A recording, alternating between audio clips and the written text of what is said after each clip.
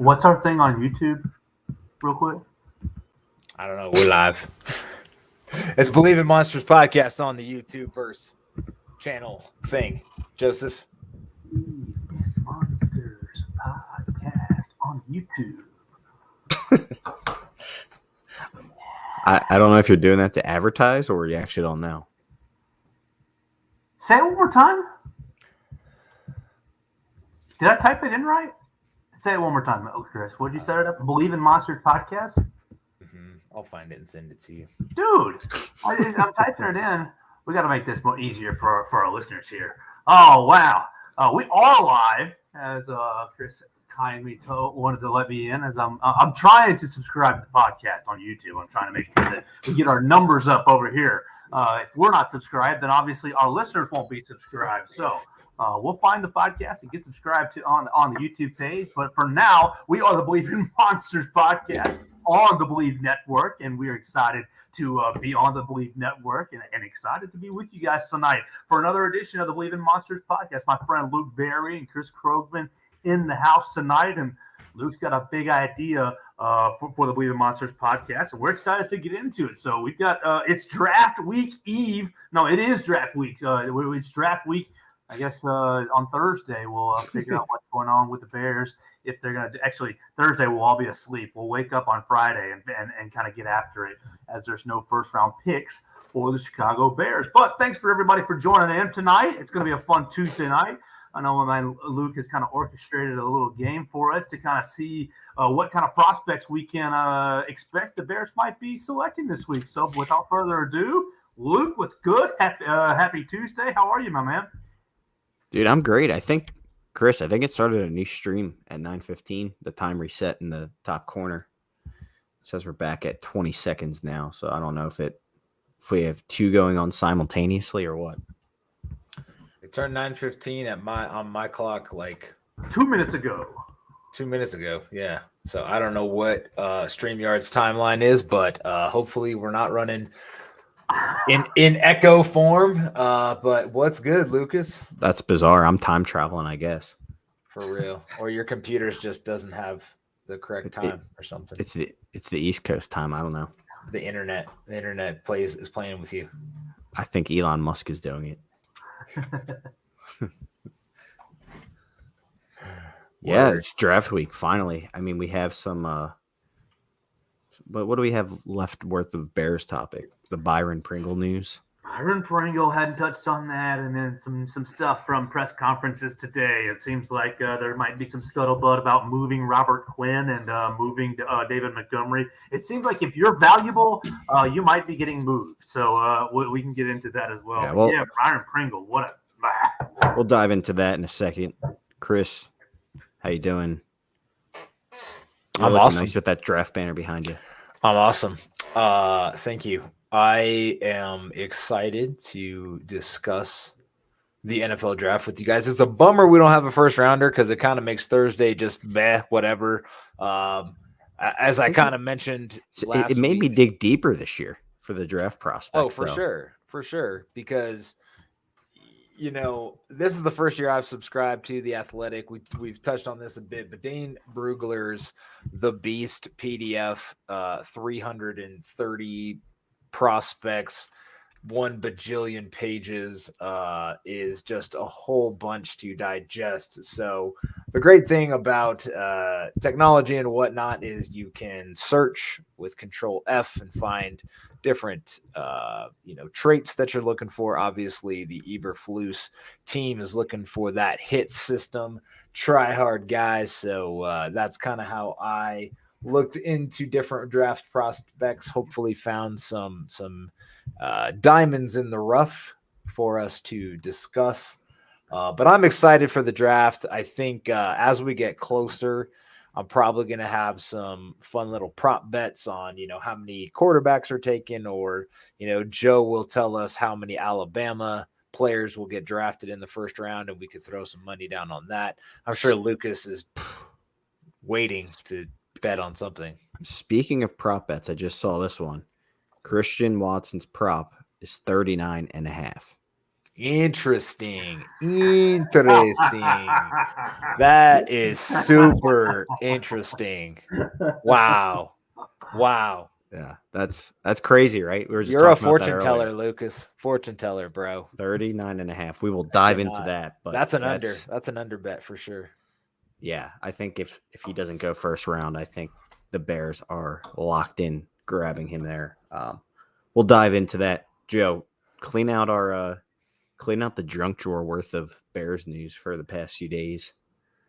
Well, our man Byron Pringle, brand new signee, gets arrested down in Florida for doing donuts in the street with his young child in the back seat. Unfortunate for him, and on a suspended license. So no driver's license, no active driver's license, and you're also a Hellcat, which I mean those things are awesome, but come on, man, let's be smart.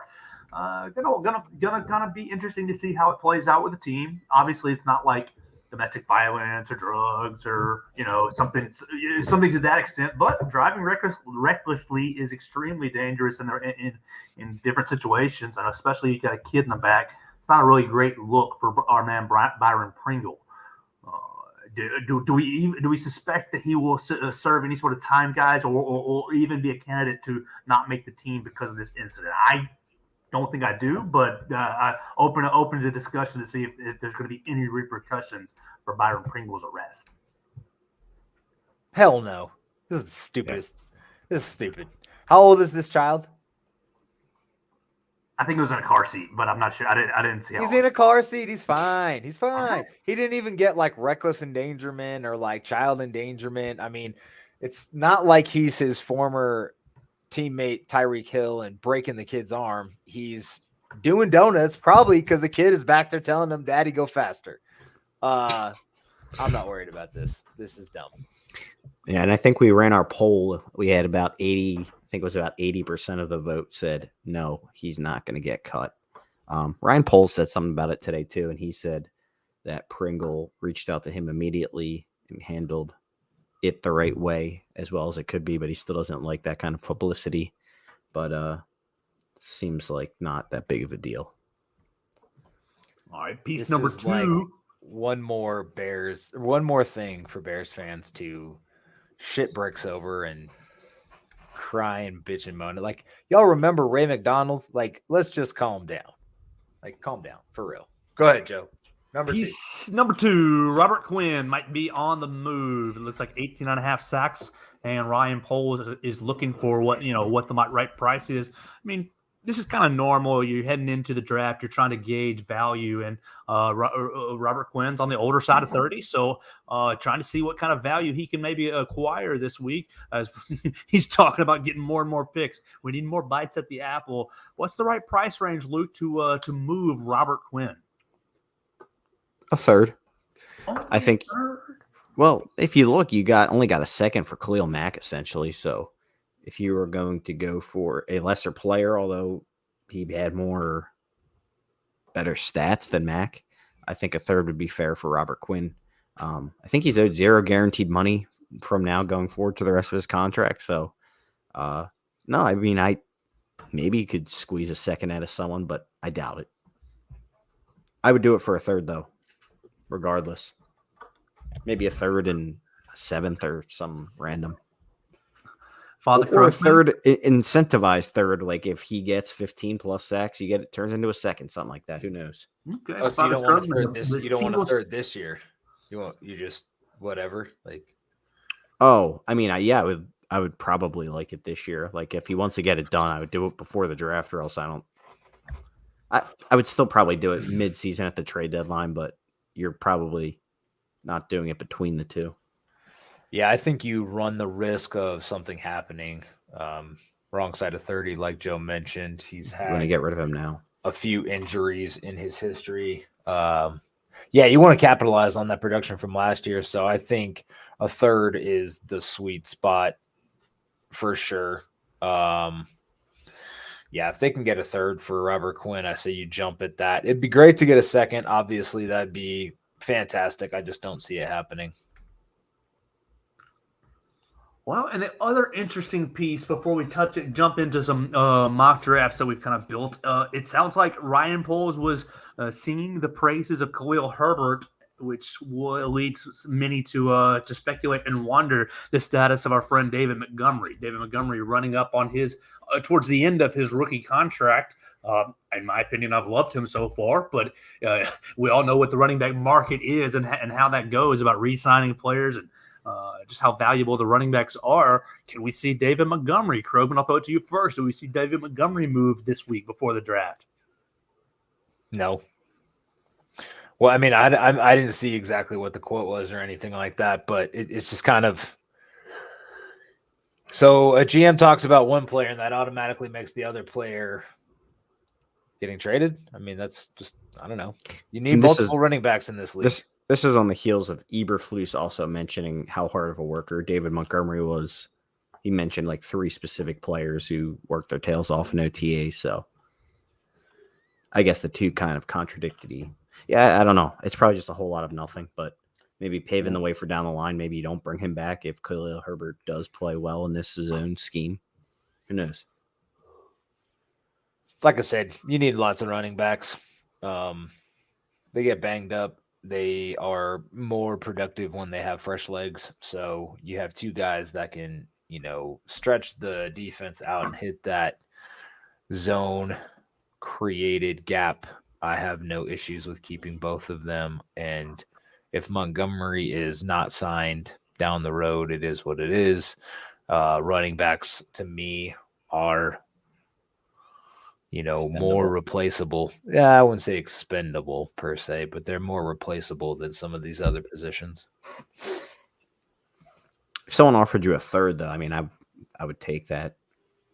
Like a third right now, like today. A third on the draft day. Yeah. I'll give you a third for Montgomery. I would do it, but it's probably not. That's not going to happen. I mean, can you this running back class is fairly deep from what I'm seeing, and I think rather taking a third round running back is a little more appealing than taking a guy that's been in the league for 2-3 years and has the miles on him than giving up a third.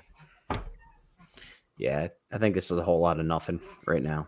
Yep. Just more bullshit to talk about until there's draft news, and then people will be all over that and talking about how we shouldn't have taken this guy. We should have taken that guy. Here's another Adam Shaheen type pick. Here's another Kevin White. Ugh. Dude, it's like the thing about the Bears is, and this has been through Jerry Angelo, Phil Emery, and Ryan Pace. There's always that what the fuck pick, that head scratcher. Like, what the fuck is this? Like, what are we doing? Like, Shea McClellan, like, that's the worst.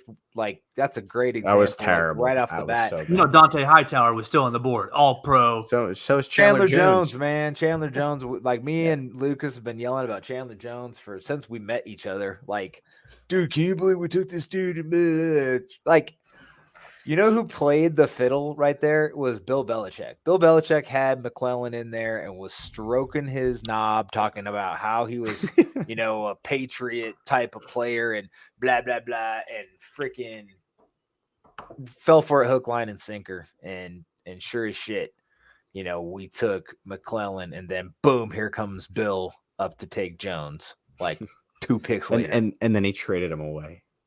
Well, yeah, later, but not like for like nothing though. No, he traded him for a top 5 drafted guard or whatever. Like, I can't. The guy didn't pan out.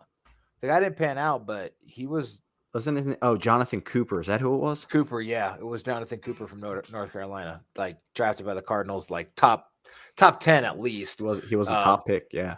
And I'm not saying. Yeah, it just wasn't Chandler. It was a terrible trade, looking back at it. Chandler Jones is a beast, but was Cooper on the Bears? Not that I know of. The Bears signed they signed some obscure lineman one of those years. Could have swore it was him. I don't think so.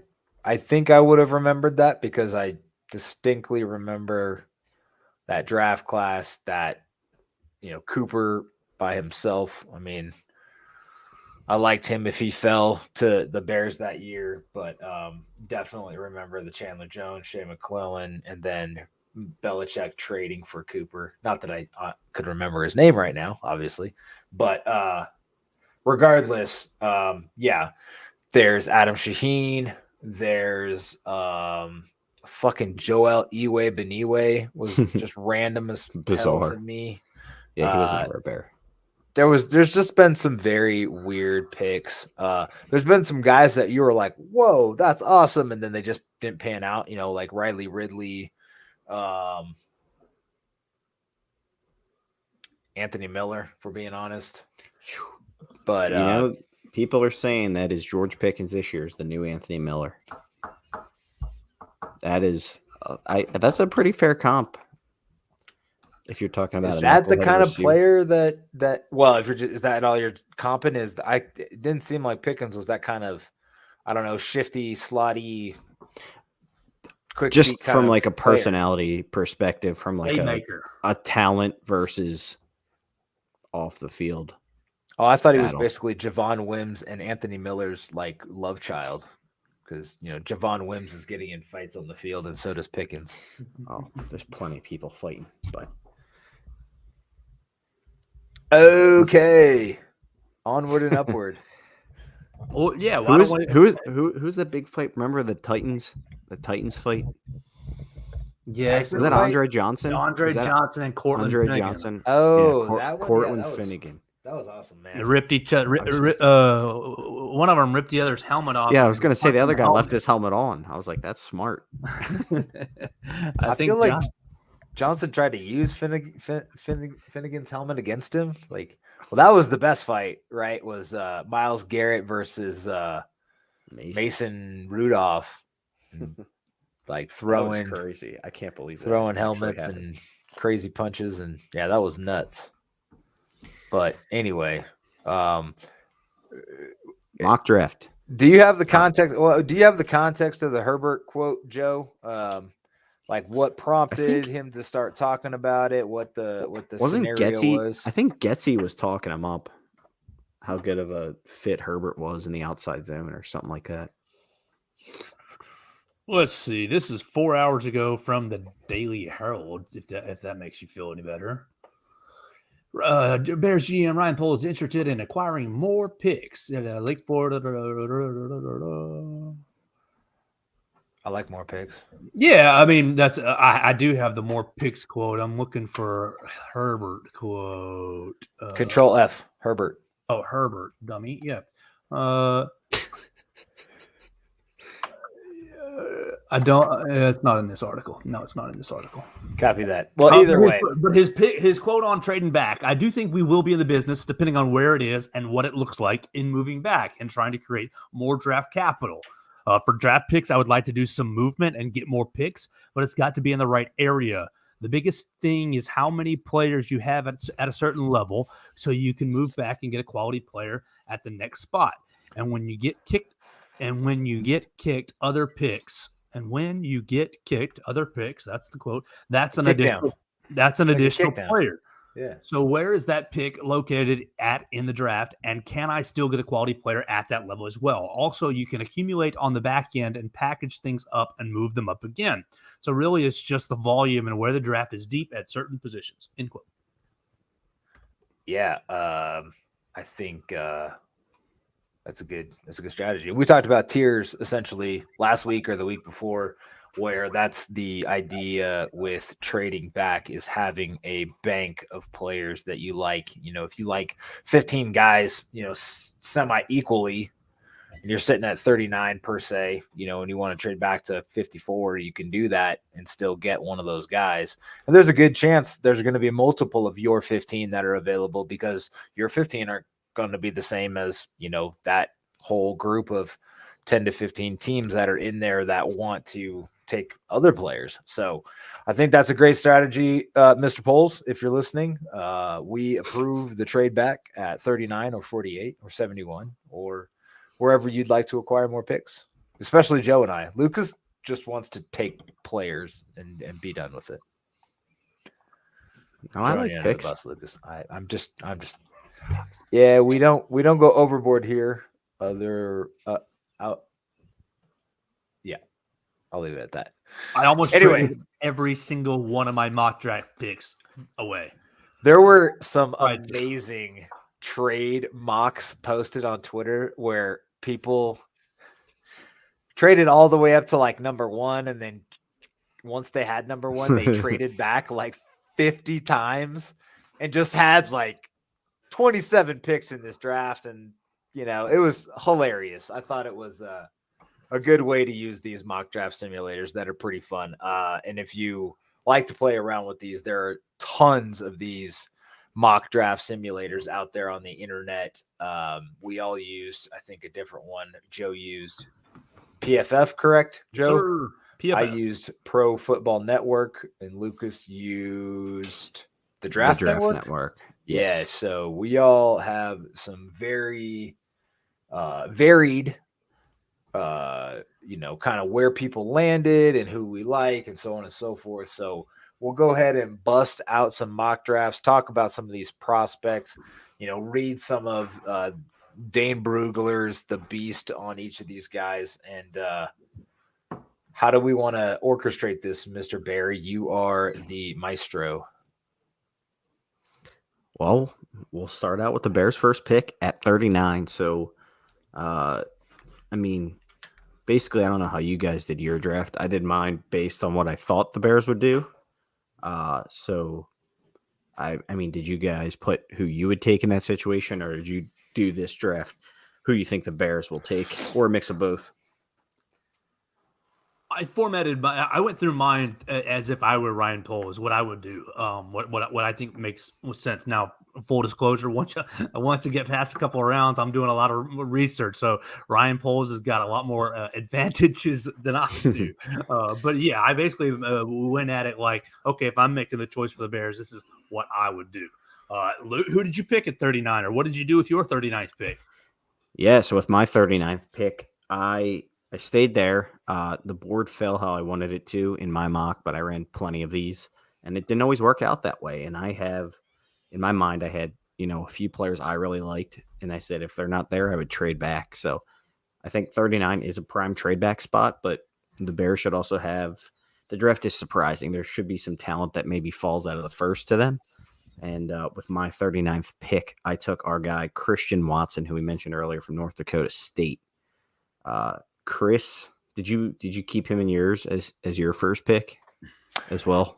Yes. So what I did, to answer your question, Luke, was I have no idea what Ryan Poles is going to do, and honestly, none of us do because we haven't seen him draft not by himself, but as the main guy yet for a while. We kind of all had an idea of what Ryan Pace was looking at. You could look at the visits that Pace did and formulate a good idea of what he was going to do. He was pretty transparent in if you knew how to read the tea leaves, but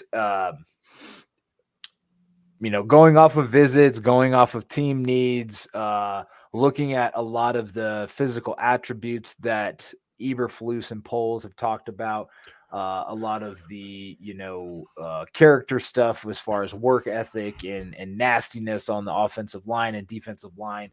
That's kind of what I based my draft around. So we talked about how Christian Watson was a hard worker and fits a need at wide receiver, and has the talent to be a good ceiling guy in the NFL. So I did go with Christian Watson, wide receiver, North Dakota State. Yeah, it seems like everything the Bears want and need at that pick. They need an X receiver desperately after A-Rob left. They need another deep threat. Watson fills that, and they need just a guy who is extremely hard worker and ready to go out there and work with Justin Fields. So even though he might be a little bit less underdeveloped than, say, some of these other receivers, he might be a little more polished right now. The fact that it's kind of a new offense for everyone will give him time to grow into that with everyone else. So good opportunity for Watson. I think the Bears would not pass the chance to take him and would stay put at 39 were he on the board. Joe, where'd you go with 39? Well, actually, so I traded back. I found a partner with the New Orleans Saints from the on the PFF mock draft simulator, and I traded 39 away for 49 and 98. And what that ended up giving us was back-to-back picks. The Saints? 40. Yes. I gave them 39, and I received pick number 49 and pick number 98 in the third round. So I added a 3rd round pick. What that ended up kind of giving me was back-to-back picks in the 2nd round at 48 and 49. You know, we already got 49 from the Chargers from giving away Khalil Mack, and you know, my board fell in a way that I actually really liked, and I took Christian Watson with the 48th pick.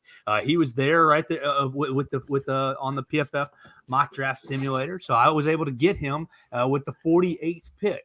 So all 3 of us picking the same guy, and I was able to accumulate an extra pick as well. So I was pretty happy with that. I don't know how realistic that's going to be because I think his buzz is pretty hot right now. I think that by the time we get to 48, he'll probably be already selected.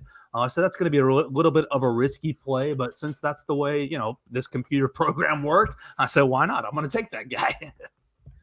Well, let's talk about some other things that could happen, you know, because Christian Watson being at 39, and Lucas mentioned, you know, his over under on probably DraftKings is 39.5. Yeah, So being there at 48 is probably, it might be a stretch, but you know, if we want to stick with wide receiver, Joe, who else would you like there at 48?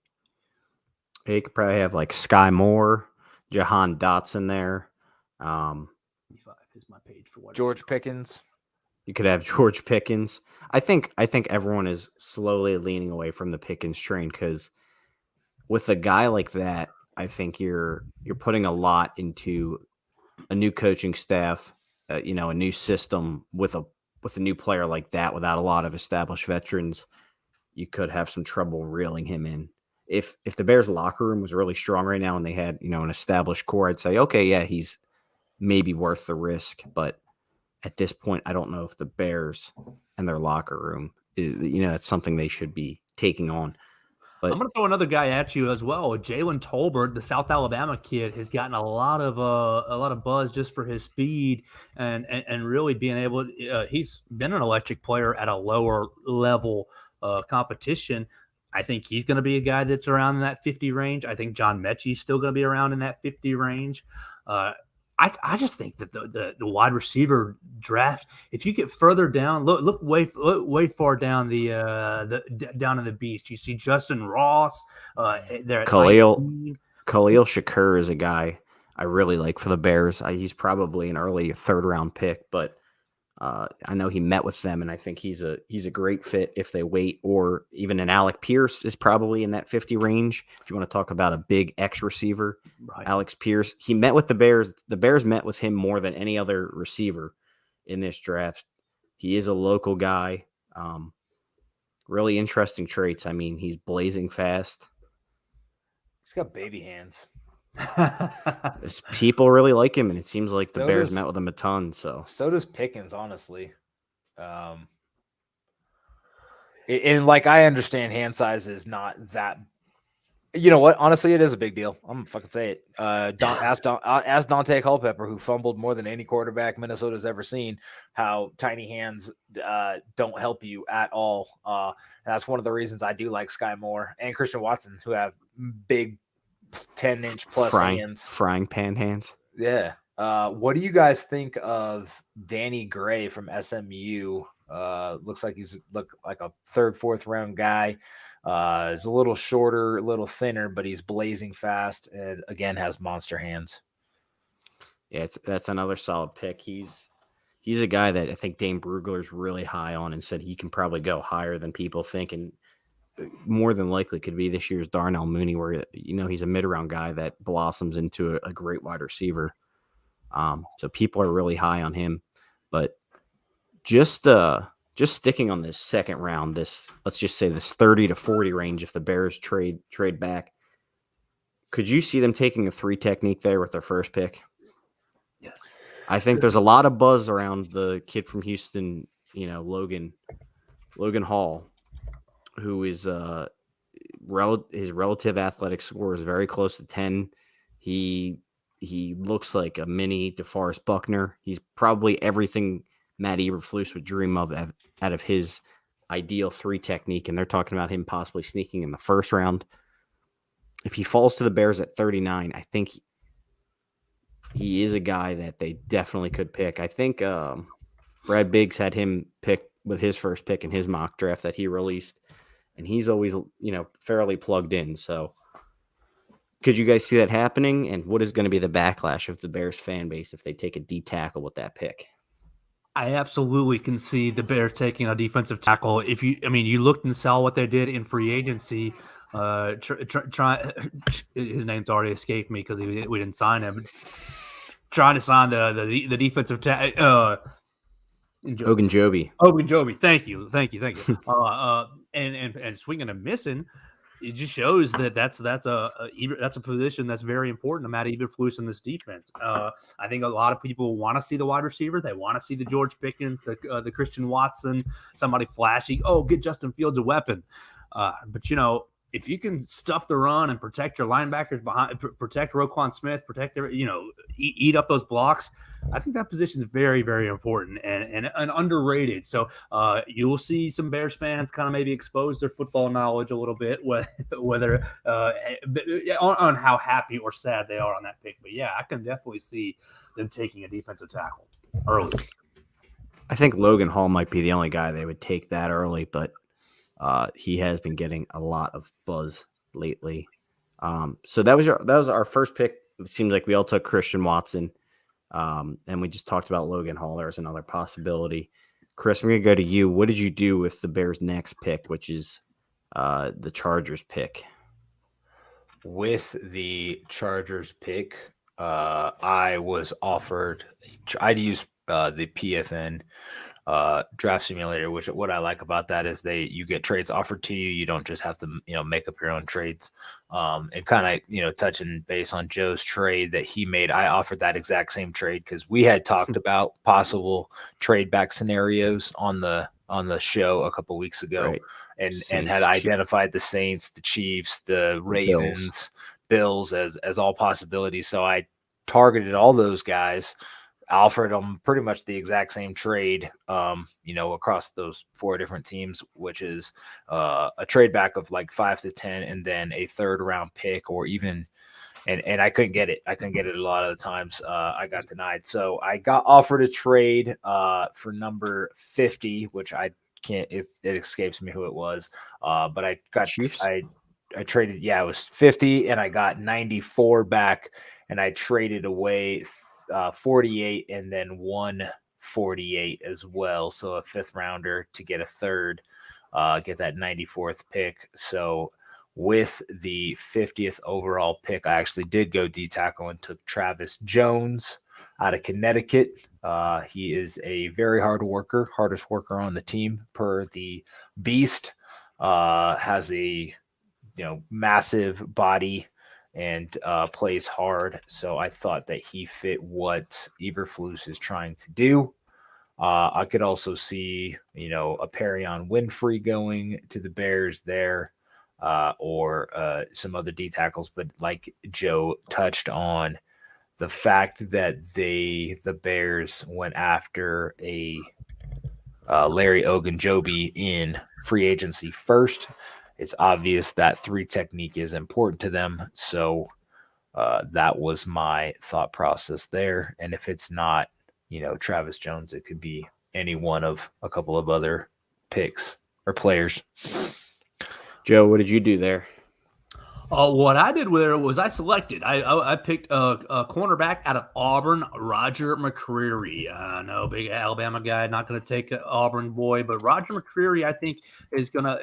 I think he's a good cornerback that Bears fans will like. I think he's got good length. He what is it? What did I read that he gave up? Only 30 some catches this past year in coverage. So I think that he's a guy that Alabama. No, excuse me, that Bears fans will be really happy to have and filling a position, opposite. Go ahead and get Kendall Vildor off my field. It was pretty much my thought process. I think the biggest needs for the Bears are cornerback and then interior offensive line. I went with Watson with my first pick because I felt like that would be more fun. But I think corner and inside interior offensive line are their biggest needs. So I was happy to get Roger McCreary. Very nice pick. I do. I like that. I know there's been some debate about Roger McCreary's arm length, which would be put him at the shortest arm length in the NFL for a corner. So, take that however you will. Whether we don't know, Eberflus has talked about he wants length, but All right, here we go. Here's my big stat. He accounted for 37 passes defended in 35 games the last 3 seasons, finishing number 1 in the SEC with 16 passes defended this past season. So I mean, arm length not so good, but you only draw 2 pass interference penalties on the whole season. He is a kind of going to be a physical corner, but I think that he can learn from Jalen Johnson, and I think we might have a good little pair in the two of them. Yeah, he's definitely a solid pick. The tape doesn't lie for him. He's solid. For my pick, I took the Chargers pick, and I actually traded back with the Chiefs. So I used, is it 48 or 49? 49. 49. So I traded back 49 with the Chiefs for their 62nd overall, and also picked up the 94th overall in the 3rd round. So I moved into the back end of the 2nd and picked up the back end of the 3rd round pick there. And then with that pick, I took Perion Winfrey out of Oklahoma. He does project as a 3 technique in the NFL. This guy is absolutely massive. I don't know if he would actually fall as far, maybe mid-second. I'm not entirely sure. In my mock draft, he was there, so I took him. Perion Winfrey. My favorite thing about these mock drafts is they are generally way different than what the NFL grades these guys, and you're going to be there and like, Perion Winfrey still in the 4th round? Why are we draft him now? What's happening? Yeah.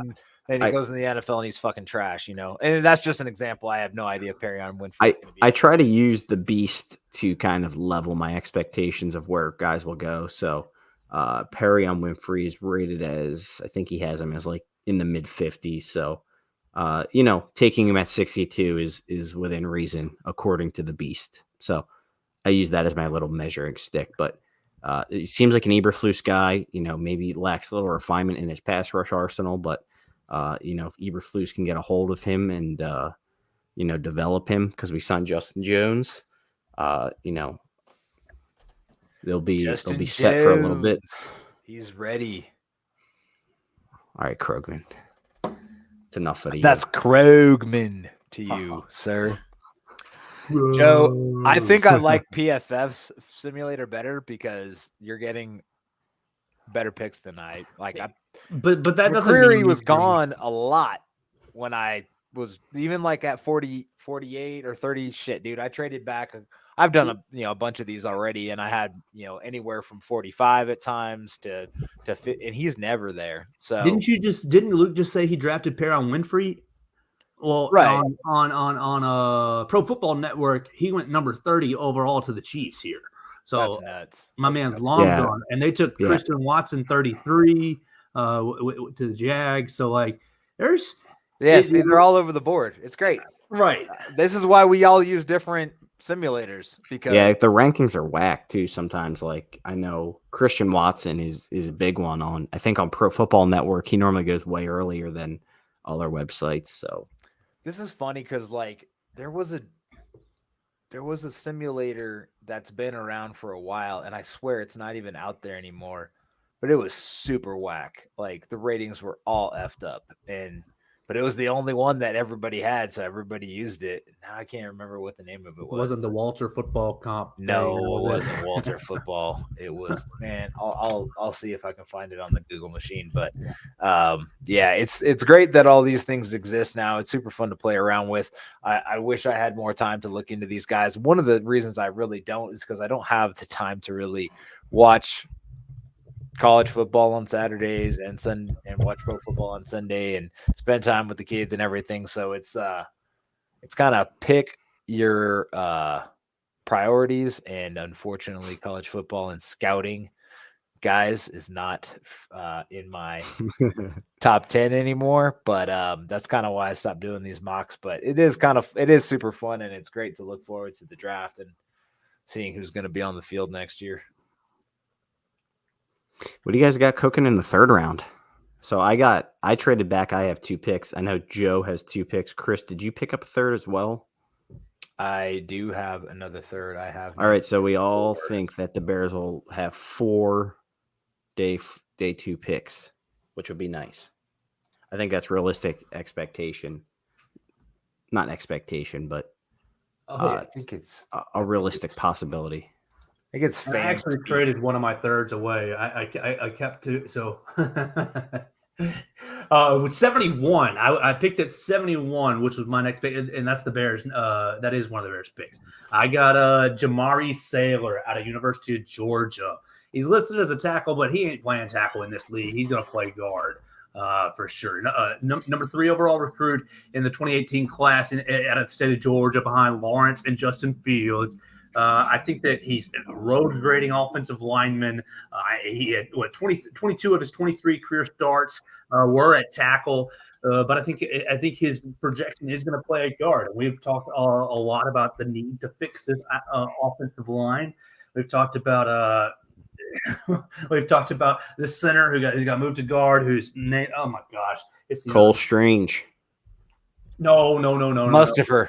Yes, replacing Sam Mustipher being such a big priority. I thought you were talking about in the draft. Yeah, no, I think Jamari Sailor would go a long way in upgrading Sam Mustipher. Absolutely. Chris, what did you do with your first 3rd round pick? So I have pick 71, the Bears regular pick. So I went with Darian Kennard. Yes. Kentucky. Let's go. He is played a Love it. lot of right tackle, but also played guard. He was a 3-year starter at Kentucky, did play some left tackle as a freshman, but moved to right tackle, played 37 games there, and plays with a nasty streak. Likes to pancake and bury guys. He's very durable. He does have, his weaknesses, but we're into the 3rd round. But he has the physical tools and bully mentality to be dominant, is scheme diverse, played in his own system. So a lot of that was per Dane Brugler. Want to give credit where credit's due. So Darian Kennard is my pick at 71 to be a road grading ass kicker next to Lucas Patrick. Thank and you. Tevin Jenkins. Thank you. Yes, sir. That's a mean right side of the line. Yes, sir. Absolutely mean. Chris, I'm going to follow in your footsteps. I mean, I think we all have the same idea here, actually. So with my pick, 71, I took Cole Strange. He played a little bit of center at Chattanooga, a little bit of guard. 5-year starter there. He's looking to be the first player drafted there in the first 5 rounds since Terrell Owens. Basically, this guy just kicked people's ass at the Senior Bowl, and they said, "Who the hell is this kid from Chattanooga? I don't even know where Chattanooga's at." 5-year starter, kid. I don't think that's. I know where it's at, Joe. I know where it's at. Don't worry. It's the hometown of Joe Gaither. 5-year starter, and he is not a kid. He's like 27 years old. I'm just kidding. I have no idea. How old is he, though? If he was a 5-year starter, he's got to be at least 23, right? He is, 23.74 years old. Ooh, almost 24-year-old rookie. That's okay. That's all right. He's a nasty son of a bitch, too, though. I think with Lyman, it's okay to be a little bit older. I think Lyman normally lasts a little bit longer in the league. No, I agree. I think that intelligence comes with age as well. Right. Linemen are always the smartest guys in the room.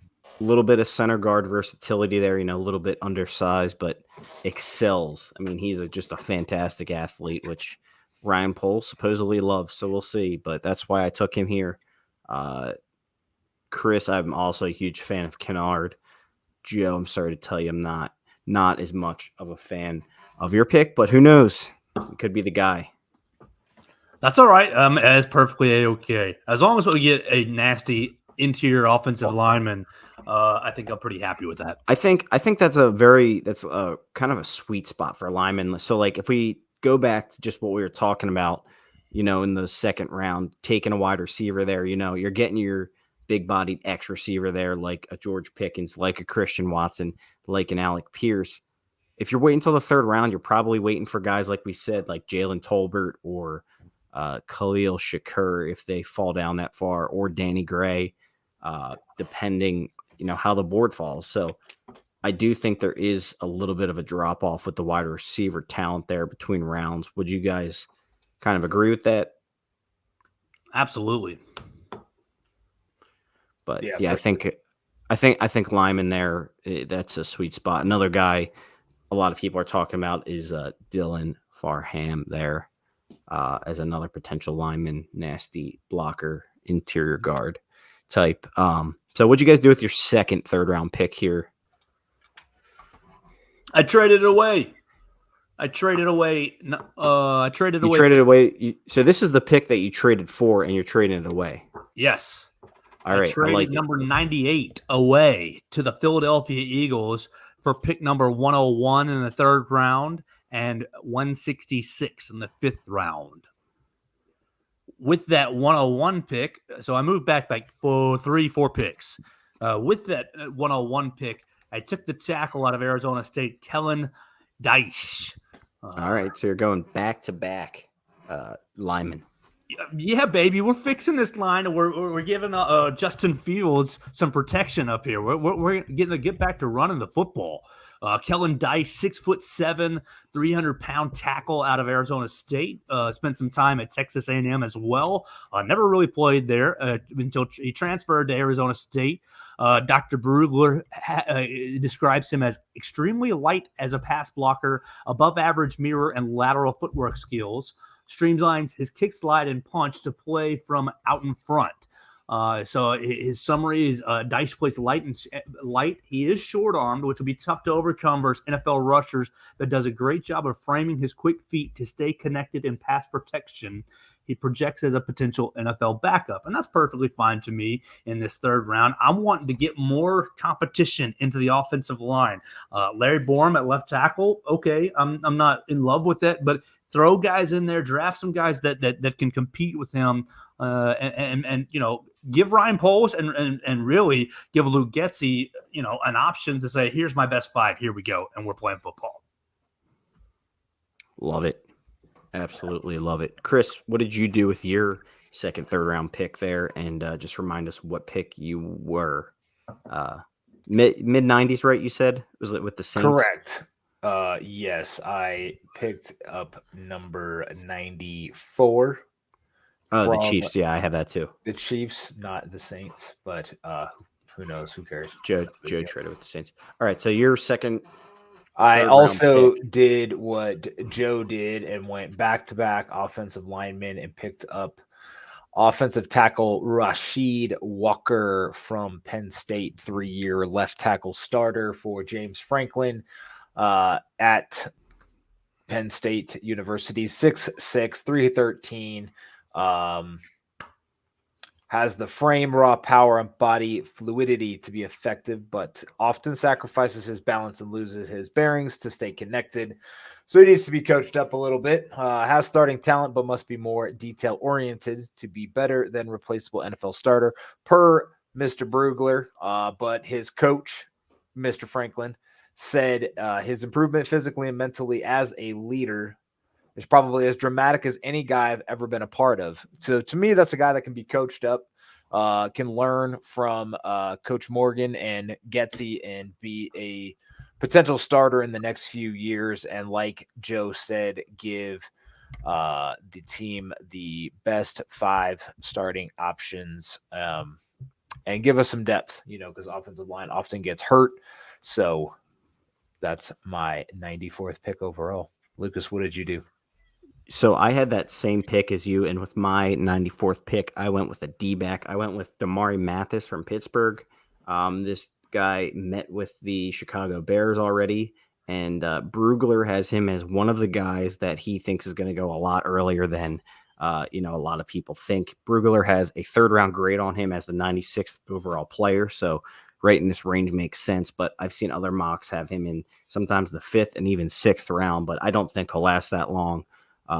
This guy is just a super competitive athlete. So, one of Brugler's mentions in his article is that, he takes it personal when a pass is completed on his watch. He has really good length. He's 5'11", almost 200 pounds with about 32-inch arms. He started a few years there in that Pittsburgh D, and they talk about, how much of a key part he was there for them. So I think this would fit in perfectly with what the Bears are doing. So I'm taking Mathis there with my second, third-round pick. Poles, another position he mentioned that was deep in this draft was D-back, so wouldn't be surprised to see them take a corner, maybe even a safety. I know they met with Kirby Joseph from Illinois. There's other guys in this range, Brian Cook. But I think that'll wrap it up for the third round. So do you guys, what are the odds you think the Bears take a linebacker on day 2, if you had to put a number on it? 15%. 17%. Go ahead. If the right guy is there, then I mean, I think Ryan Poles is not scared to take any position if he feels like there's a prospect that he really likes. But you were hitting on it before we went live, Luke. The Bears are looking a little thin at linebacker, right? Yeah, they don't have much outside of Roquan and Nicholas Morrow right now. Ladarius Mack is penciled in as a starter, but I feel like linebacker is one of those positions you can kind of. I mean, the Bears did it last year. They pulled what's his name off the street, and he was literally visiting. Yeah, he was visiting and ended up being their starting linebacker. So who knows? But I'm just wondering. He wasn't phenomenal. I mean, he was phenomenal in preseason and in practice. And, well, you look at a guy like Troy Anderson from Montana who ran a 4.4 40 and is just an insane athlete. And honestly, the first guy, probably isn't even a fair comp is Brian Urlacher, just like this ultra athlete that's learning how to play middle linebacker on the fly, but he's so athletic it doesn't matter. Obviously, Urlacher went to New Mexico State and played safety.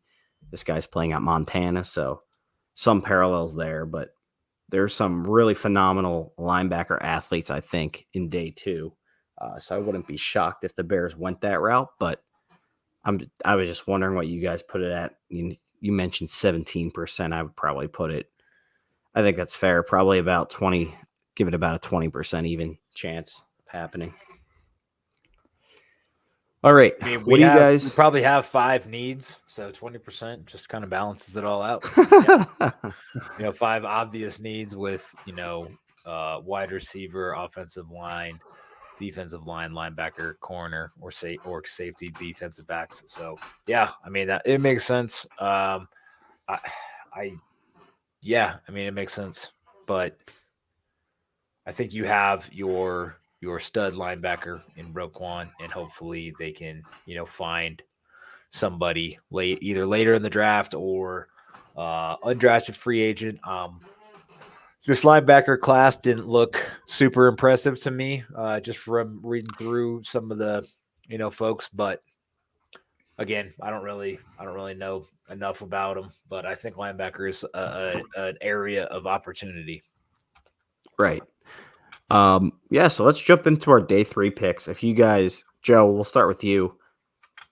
We won't go around the horn here. I just tell us, give us a little bit about each of your day 3 picks. Walk us through what you did there on the final day, rounds 4, 5, 6, and 7. Sure. Well, where it fell for me is that we didn't have any 4th round picks, and I think that's how it is for everybody, right? Bears don't have any 4th round picks. Yeah. So they go up to 148 as their next pick in the draft. At 148, I doubled that back down on the offensive line and took Alec Lindstrom. So you took 3 in a row. Yeah, man. This is an issue. Has been an issue for far too long, really, in my opinion. We got to get it right and give Justin Fields a chance. I'll just go through all. I made 3 round 5 picks, and I'm not sure how I feel about all of them. But I took Alec Lindstrom. I took defensive lineman Eric Johnson and cornerback Joshua Williams out of Fayetteville State. So Eric Johnson and Joshua Williams, both from lower tier colleges, but both have kind of been measurable freaks, essentially. So we'll see how. I felt like that was a nice little place to get that 3 technique that you're talking about, and to get a cornerback with some upside. I have both those gentlemen on my big board there, Joe. Eric Basically, because Johnson. of the same reason you did. Eric Johnson from Missouri State and Joshua Williams, like you said, measurables have the length that the guys are looking for, the coaching staff is looking for, and also have the attitude, work ethic to match. So, these later round picks often are also special teams guys. So, I think Josh Williams fits that as well. I think Eric Johnson's a fascinating pick there, Joe. I know the Bears met with him. He's a guy much like Cole Strange. He dominated the Senior Bowl, and you're just saying, where did this guy go to school? Who is this? And just an unbelievable motor on him. Hometown kid. It's a fascinating pick, and if the Bears, like I said, they brought in Justin Jones. If they want to spend, maybe they don't want to spend an early pick. They want to develop, a 3 technique. Eric Johnson's the guy they want. That is fascinating, and I think they really like him. Awesome, Chris. How did you round up your mock draft? So I had moved some picks around. Yeah, I didn't mean to do that one. But I had only 2 picks left. Number 150 and number 186. With number 150, what'd you do with 148? I traded it in the. Oh, you had to use that to move back with the Chiefs. Yeah. Yep. Because you only went back. Okay, gotcha. Yeah, jerks. But Smoke Monday was my pick at number 150, safety out of Auburn. I just really like his name. I mean, Smoke Monday, how cool of a name is that? But he's a good little player. Then at 186, I went with a measurables guy, super long, tall, thin, Vincent Gray, cornerback from Michigan, who I think can, fits the length and fits the attitude from what we've heard from Eberflus and company. And honestly, I don't have a fucking clue what I'm doing here in these back end rounds. So, hey, it's throwing darts, right? If I can get one trait that's good and the rest can be coached up, then that is the idea behind my mock draft. So I think I got a couple players on the defensive back. So yeah, he's Vincent Gray, 6'2", 192. Kind of slow, but has super long arms and a big wingspan. So we'll see how he can pan out there for Alan Williams in the defense. Very nice. I think we all have kind of the same idea there, taking a cornerback late and just some really nice developmental traitsy prospects there. On day 3, I had 3 picks. With 148, I went back to the O-line, so I took Cole Strange on day 2. Day 3, I'm taking a developmental O-tackle. I took Matt Waletzko from North Dakota State, pair him back up with Christian Watson. So this is someone that Dane Brugler is much lower on than the consensus. He has him ranked well toward the bottom of his rankings, but other people have him ranked really high. I know his relative athletic score is like a 9.5 out of 10, I think. So he's an insane athlete. He is 6'7", 315-ish pounds. His arms are 36 inches long. This guy is just an absolute beast in the run game. He is so fast getting around 38 inches long, dude. It's almost bigger than me. That's ridiculous. Dude, his arms are 3 feet long and 2 inches. That's nuts, dude. That is crazy. His arm is a yard long. Just give him the ball when you need a yard and just stick it out there. That's fucking crazy. What's his name? Matt Waletzko from North Dakota State. Matt Waletzko. Oh, wait, no. Heard it here first. He might have just been from North Dakota. Oh. Is North Dakota its own college besides North Dakota State? They're 2 separate, right? They're 2 different colleges. Chris is laughing, dude. His wingspan. Yeah, it's his own fucking college guy. His wingspan is 85 and 5/8 inches. That's insane, dude. That is absolutely insane. But yeah, basically small school guy who He's just a massive human being, but he moves, he ran almost a 5 flat 40. He moves way too well for a guy his size. He would be tremendous in a zone scheme, and you hope maybe, that's your swing tackle or whatever. I would be terrified if I saw that guy across from me. Moving right along, pick 150, I went linebacker. Just got done talking about it. Terrell Bernard, linebacker from Baylor, is who I took. He is 6'1", 225. Just a really, really high effort type of guy, super competitive. Even though he's undersized, he's just, like I said, super competitive. Everyone talks about how good of a leader he is, and his teammates talk about how much they like playing with him.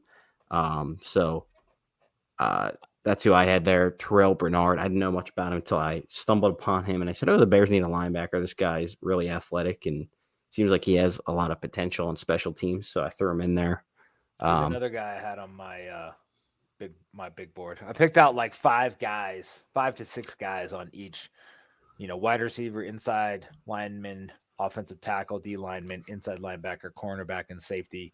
And picked 3 to 6 guys on each, and that's one of my dudes. So it's funny how aligned we are on a lot of these dudes with over 600 prospects out there.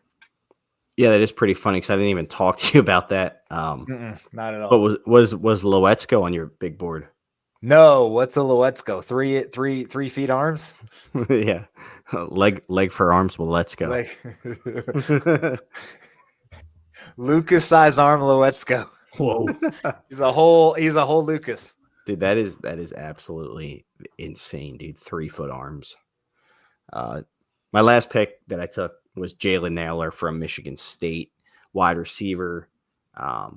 Just an absolute burner. He met with another guy who met with the Bears. Would be a great deep threat for Justin Fields.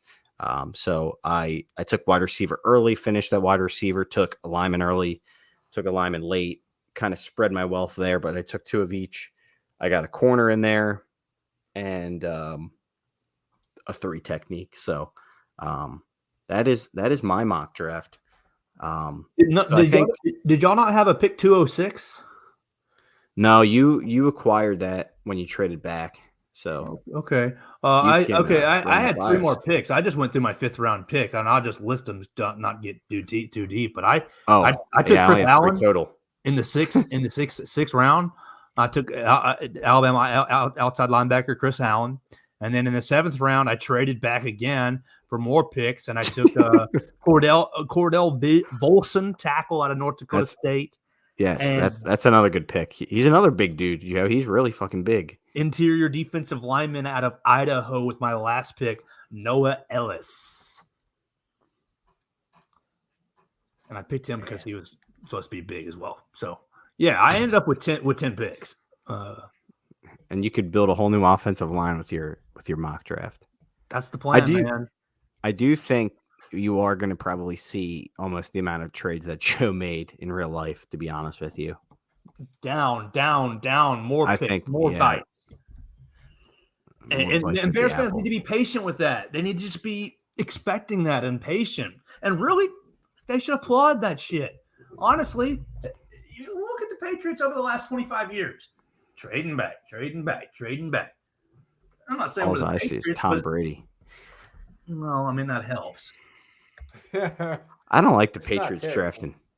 Patriots drafting was garbage. What do you guys think is as you drafted these positions and whatnot, and knowing the needs coming up, was there anything where you're like, shit, man, if I don't take a X position by this time, my kind of like there's a massive drop off, or there are a lot of guys that I like after this? I felt that way about wide receiver. Really? Wide receiver and 3 tech in the day 2. I really think 3 tech dropped off a lot outside of our guy that, who knows, there's probably, a bunch of other teams after as well. Eric Johnson. Yeah. Eric Johnson. Wide receiver mainly. I mean, I would be okay with, a Jalen Tolbert or a Khalil Shakur in the 3rd round, but I just think that there is a big drop off between what the Bears need and what would be available if they trade way back in that on day 2.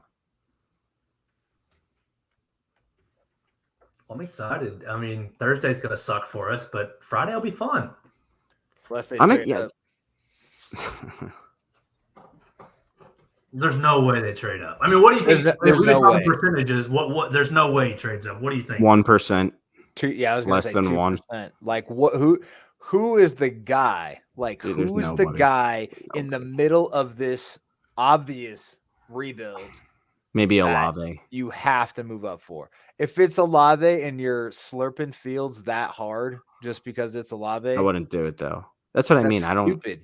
I think that's bad business. All right. I don't think he's out for bad business at this point. All right, I would say probably the only realistic guy, maybe 2, that there's no chance it really happened if Evan Neal somehow fell to the bottom of the first round. Okay, yeah, I would trade a lot up for him, but that's not going to happen. We've never brought up this guy on the podcast. We don't bring up that team up north, Twitter folks. But did you see what Jason posted? Everybody's favorite Packers fan on Twitter. Like he posted the picture of what's his name, smoking the bong with the gas mask face, and he's like, "Oh, this is an awful picture of like whatever wide receiver he wanted. I hope this doesn't affect his draft status." And it was like, I thought that was hilarious. So like, if we could leak some news about Evan Neal on Thursday, I think Joe Gaither's got us. then we could potentially, bump his draft status all the way back to the Bears pick. What about Jameson Williams instead? Whatever you want to do, I don't care. Like that guy's not going to play this. Like you think he's going to go before? So I think his over under was 14.5 last time I looked. The Eagles basically said they would take him if he fell to them, which is Where they're they at at? 50, I think Jets they're are at 15. Yeah, the Jets is a good fit for him. Yeah, Yeah. you're gonna make Babyface wait another year and then talk shit about Justin Fields and how you're not giving him the weapons. I want to hear New York media have a fucking conniption fit if they take a guy that won't play for a year. He'll play. He'll play by September. No way. Yes, he You will. think so?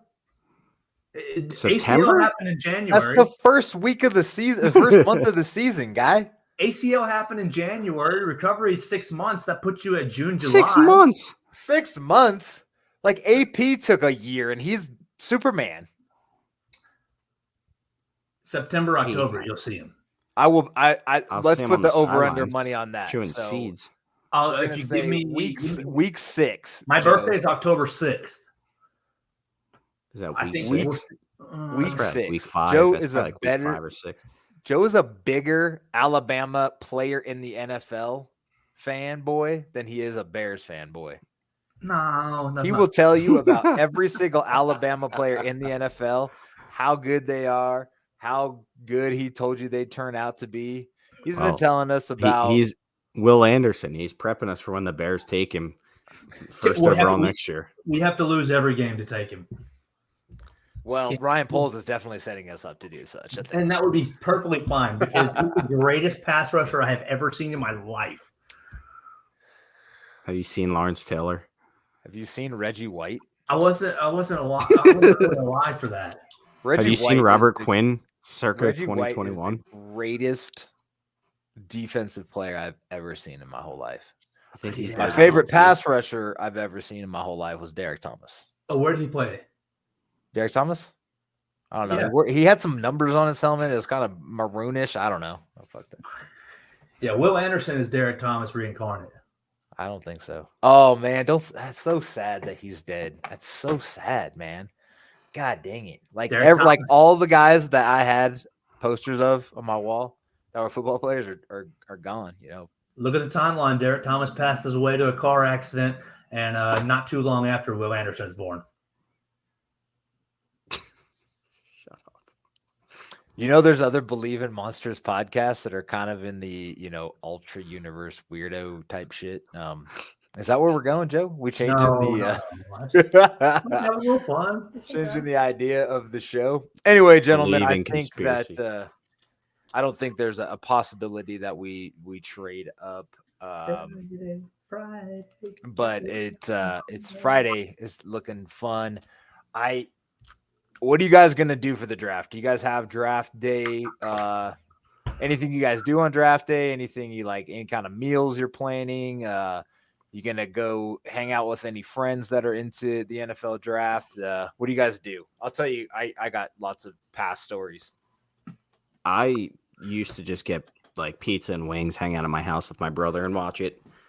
Now that I moved away, I will be watching on my lonesome. Probably, maybe have a FaceTime chat with someone. Who knows?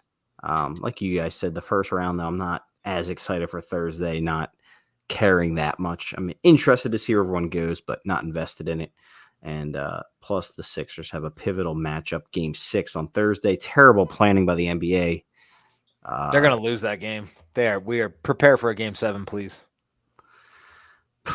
I can't handle that. I just want to have my weekend in peace. But I don't understand. I'll probably be why more they focused on that. collapsed. Because You're they at have home Doc in your Rivers. own, Dude, they in have your Doc own Rivers. arena. You didn't close it out on the road. You should have come home pissed off and beat the brakes off the Raptors, but nope.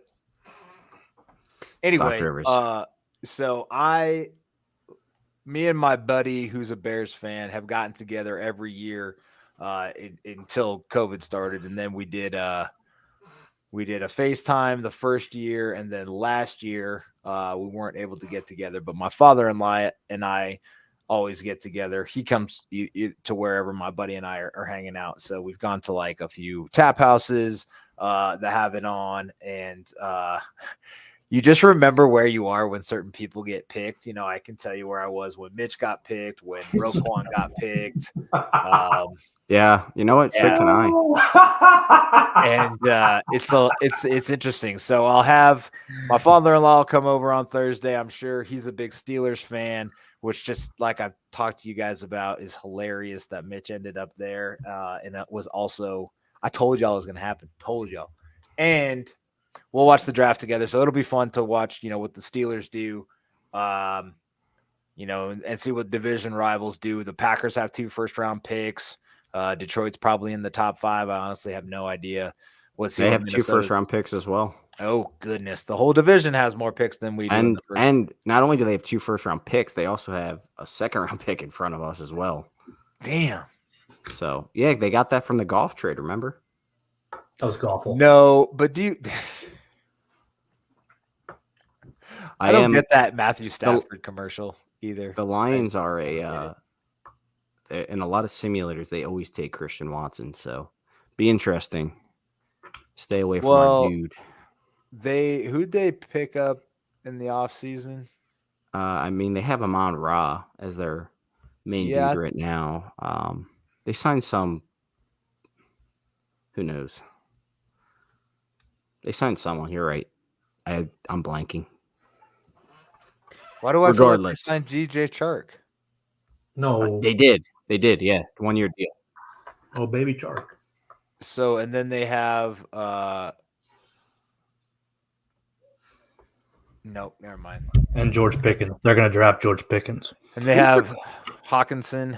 They're going to draft George Pickens. It's a perfect fit for him. He's going to get in a fight. I'm curious if they draft a quarterback.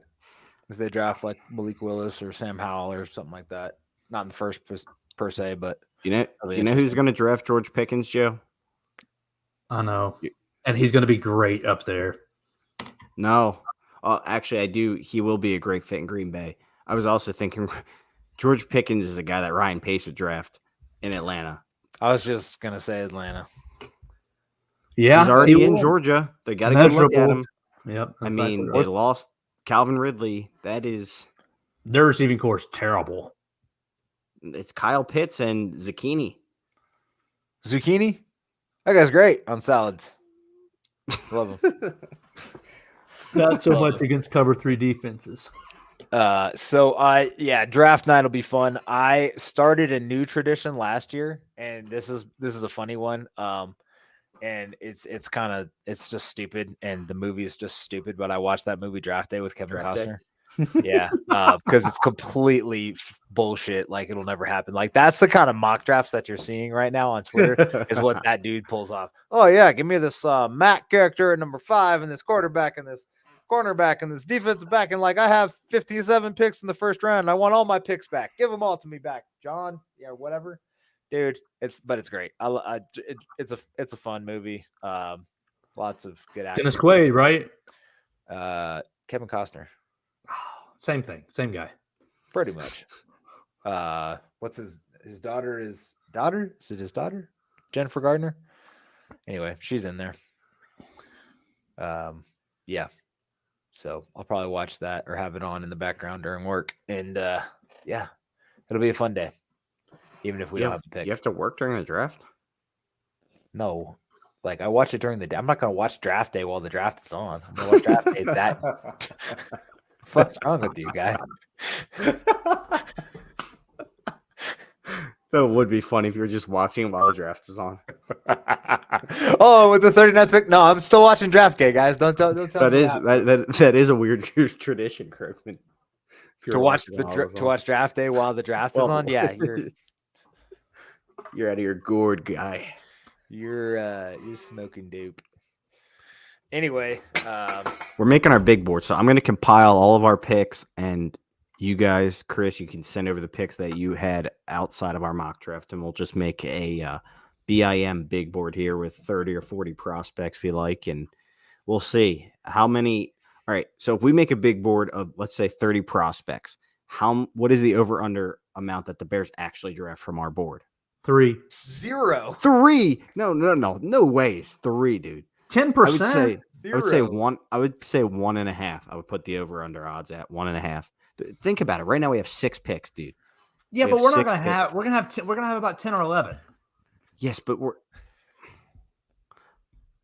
it's all played out, we'll probably have about 10 or 11. So Joe Gaither would pump up that spread a lot and say, "I'm taking 3 guys off our list." You are confident, my friend. What do you think the overall number of trades is for the Bears, or ended up with picks, and then also like how? Like, do you think it's just trade backs, or do you think it's players that are traded? So I think there's a good possibility that Quinn is traded on draft day or close to it, and I think that they trade back either 39 or 48 for sure. Yeah. I said it. I put my other last time I did this, I said second round trade back. I put it at like almost 70%. That they'll trade at least once. I think we'll see 2 or 3 trade backs, but yeah, at 39 or 48 will be one of those for sure. I think we'll be picking at one and trading at the other probably. So what do you think the overall over-under for trades is in this Ryan Poles first draft? 2.5. I want to say 2.5 is what I would set it at as well. And you would take the over on that, Joe? You would take over 2.5. Chris, what do you feel about that? Taking over 2.5? Nah, under 2 trades. 2 trades. All right, so 2.5 is a good number. I think I would probably take 2 trades as well, but 2.5 is a solid spread there. Do you guys have anything else? I mean, we hit the draft. We got our mocks in. We're going to have our big board out for our listeners. Follow us at BIM_pod. And then, once we get these guys drafted, we'll be talking about some new Bears next week, guys. So let's, I want to do one other thing before we dip out. I'm going to tell you guys who Dan Brugler did a 7-round mock for every team. So I'm going to bust through who he took for the Bears, which is hilarious because this has probably influenced me as well. But I do want to talk about one specific pick. So at 39, he took Christian Watson. At 48, he took Perion Winfrey. At 71, he took Darian Kennard. At 148, he took Kyron Williams, running back Notre Dame. That's the one I want to talk about. If we are looking at a potential, they let Tariq Cohen go. They talked up Herbert. David Montgomery is going into his last year. Whether or not that requires a trade or not is beyond the point. But do you think there's a chance they draft a running back? And if so, what do you think of Kyron Williams? To be honest with you, I have not looked at many running backs at all, so I don't have much of an opinion. I do think it's a pretty strong possibility they draft a running back. I mean, there's something Ryan Pace always did. Ryan Pace took running backs all the time. Yeah. And it seems like something the Chiefs do a lot as well. They take a lot of running backs in the later rounds. You know, you look for receiving upside. I don't know much about Kyron Williams. I've seen a few highlights. You're the Notre Dame guy, so you're gonna have to spill the beans on that. But I know a guy compares him to James White. I know a guy that would fit the system probably pretty well as Pierre Strong, an FCS fellow. But Chris, what do you got for us on Kyron Williams? I love Kyron Williams. He balled out at Notre Dame. He runs really hard. He has that he has a home run hitter type of capabilities, and I think he would be an awesome fit. The fact that Brugler thinks they'll take a running back, I think, is super interesting. So Joe, do you have an opinion on Kyron Williams or the fact that they'll draft a running back? I think it'd be great. I mean, I agree with drafting. I mean, I think drafting a running back will work well in special teams scenarios, and especially if you're replacing Tariq Cohen or trading away David Montgomery. I don't really mind drafting a later running back. Definitely not. And like Lucas said, you find these guys like wide receivers, running backs, they fit special teams. I don't think it's a bad idea. And running backs are highly replaceable. And Kyron Williams to be going the fifth. I mean, I don't know. I'm a Notre Dame homer, so that's probably a bad thing for me to really view. But then with 150, he took Cordell Flott from LSU. And with 186, he took Smoke Monday from Auburn. So Brugler has a lot of guys that we have, and that probably influenced me. So that's why I ended up with Smoke Monday and Darian Kennard. But yeah. But there we have it. Like I said, I'm going to compile this big board. We're going to see with just a lot of the prospects we named tonight, and whoever else we might want to add, how many people we can actually get right on here. I would be impressed if we got 2. I think 2 out of the draft on our big board would be impressive, and we'll see. Hopefully the fans got a lot of new knowledge on this, and if some of the players are recycled and they've seen a million times, we're getting to that point where it's just we need the draft to be here to get this over with. Yeah.